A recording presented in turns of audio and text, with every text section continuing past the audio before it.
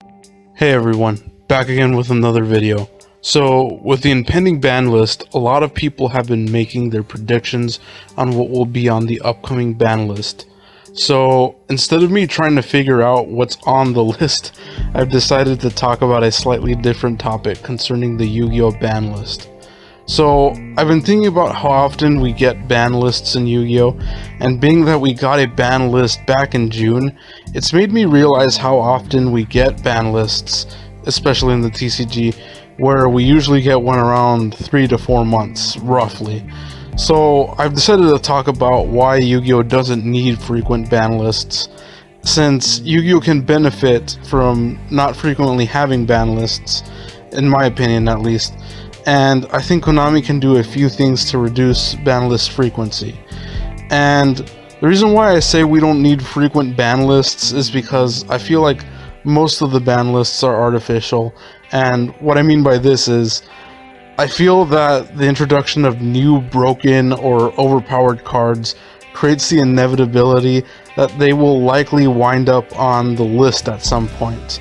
An example of this would be Crystron Halqifibrax. I feel like cards like Halqifibrax are kind of doomed to be on the ban list since their special summon effect is so easily abused, and you can even look at other examples like this such as Nightmare Goblin. That's another example, and again because of its special summon capabilities, and it's probably the reason why it got banned to begin with. Well, it is the reason why it got banned. And the reason why I say it's artificial is because cards like this don't really need to exist. And the reason why I say they don't need to exist is because they clearly intensify the spam loops / the combo strategies that destabilize and cause broken formats. And because cards like this cause such issues / broken strategies, the ban list has to be implemented in order to course correct the issues that arise from these very overpowered and these broken cards that really they should not exist, and it would be a benefit that they do not exist. So in other words, the ban list frequency is a symptom of a problem, where the problem is the introduction of these format breaking cards. And other cards like this include Triple Tactical Talents. That's one of the more recent ones, which is unbelievably broken since it combines 3 currently banned cards, which have in their own day have caused rampant problems in previous formats, and all those 3 cards are pretty much banned because they were so format breaking and they were making the game basically unplayable back then. And we can consider other cards such as Lightning Storm and Redeyes Dark Dragoon to be among these overpowered cards. In Dragoon's case, it's a card that adds to the negation issue that players commonly complain about, especially if you are going second in a duel. So if you ever heard the term where going first matters, or going first basically determines the tide of the duel, that's where it comes from. Because if you go first, you don't really have to deal with your opponent's negation game so much. The worst you ever run into are a bunch of hand traps that they have in store for you. But even then, they're limited to how many hand traps they can use. So, on the flip side, if you go first, your opponent is going to have to deal with your negation game.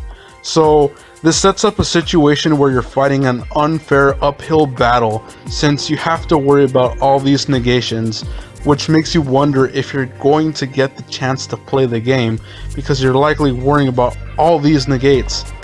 And paired with that, Dragoon also gains attack strength and can't be targeted or destroyed by card effects, which makes it unreasonably overpowered.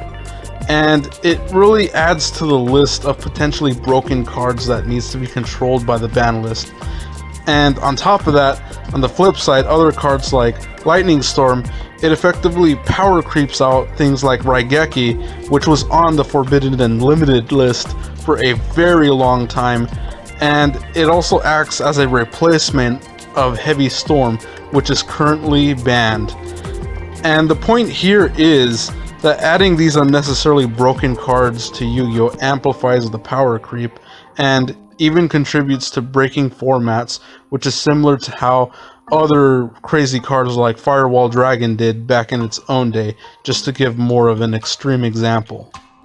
So, in other words, we wouldn't need as many ban lists if Konami didn't release such overpowered meta warping cards, or at least not as many of them. And this is mainly fixed by Konami implementing more balanced card design that is not blatantly overpowered or format breaking.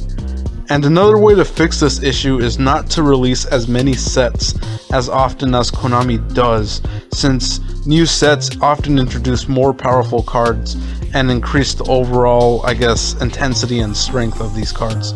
However, this is not a very practical or realistic solution to the issue.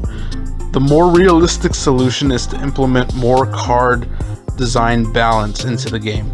And a card that is an example of this, pretty much one of the better examples, is Yugioh Skull Dread, where it allows you to special summon from your hand and it allows you to fix your hand essentially if you basically invest quite a bit into it. But you do have to invest quite a lot, and you get a bunch of other effects. But the point is, the amount of resources required for Yugioh's effects reduces the chances that people abuse the summon effects or the effects that give all these advantages that Yugioh normally gives. And another great example of this is Pot of Desires.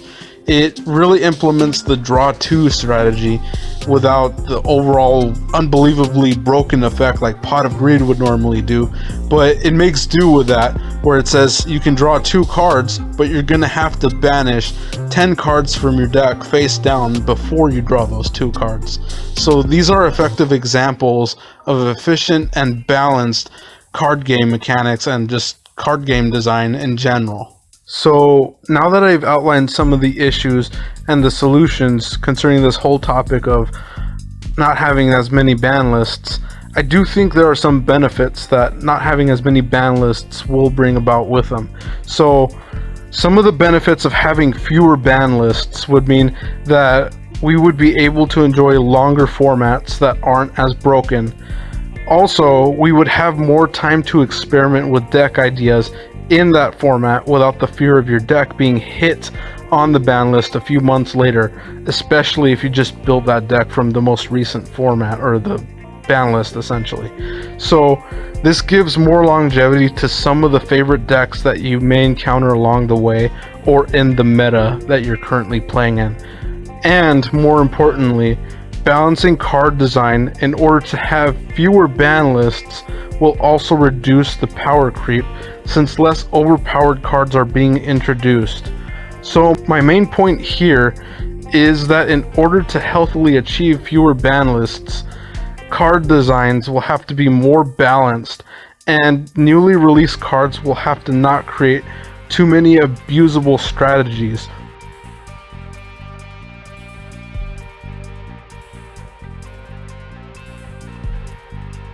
But yeah, that's basically been my take for this video, and this has basically been a topic that I've wanted to talk about for a long time, because I do think this is a very big unaddressed issue that Konami has had with Yu-Gi-Oh for a long time, and I feel it's one of the fundamental roots of the problems that a lot of other Yu-Gi-Oh players have with the game, and other problems stem from this basic issue. At least in my opinion, that's how I feel it is. But let me know in the comment section down below what you think. Can Konami actually solve a lot of the problems present in Yu-Gi-Oh by implementing what I said in this video? Let me know. I'm really interested to hear what you have to say. But with that pretty much wraps it up for this video. Thank you so much for watching. If you would like to support more content like this, you can do so on my Patreon, which I normally link down in the description below. I normally post it there along with a lot of other neat things that you can enjoy in general. And I really appreciate all the support you guys give me. Thank you so much for watching. And with that, I'll catch you in the next video. Alright, take care.